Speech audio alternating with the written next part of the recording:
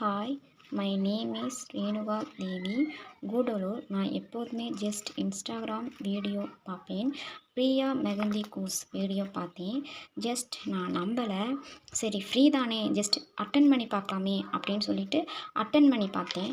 ரொம்பவுமே அழகாக, ரொம்பவுமே மெதுவாக எப்படி மெஹந்தியை ஈஸியாக போடுறது அப்படின்னு சொல்லிட்டு ரொம்பவுமே அழகாக டீச் பண்ணாங்க.